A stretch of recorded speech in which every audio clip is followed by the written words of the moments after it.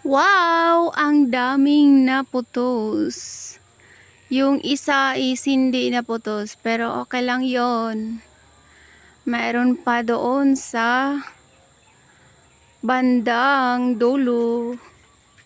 Ayan. Medyo madami-dami.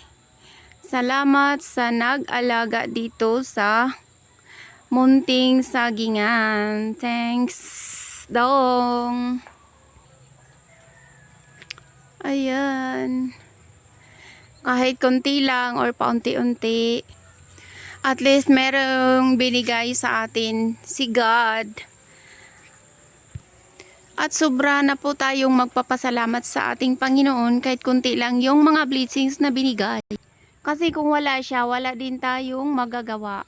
Kasi nasa Kanya ang lahat na pagmamayari sa ating buhay or managers man. Ayan mga loves. Oh, ayan. Meron din po tayong papaya.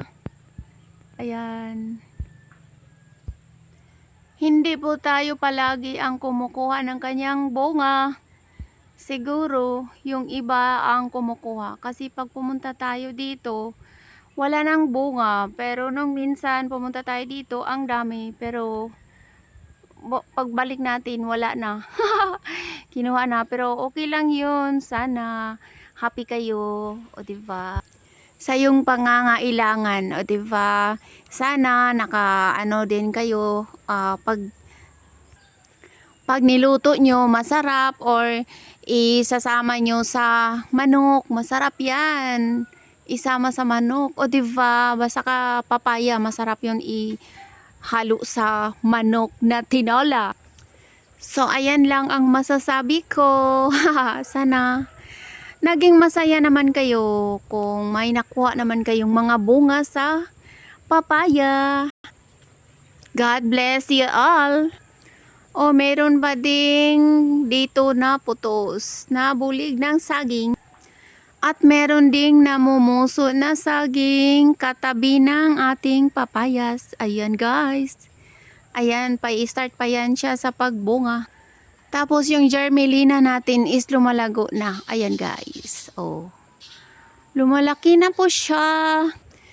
Hala, meron din tayong dito guys. Violet na papaya guys. Ayan, violet yung niya guys. Yung palwa.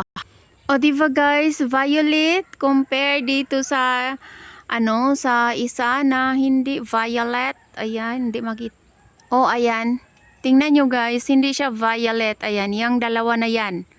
Pero yung isa is violet. Ayun. Pero yung bunga niya is green pa rin. Ha, parang nakakaamis, diba? Tapos may bulig doon. Katabi din niya sa papayas natin na violet. Ayan.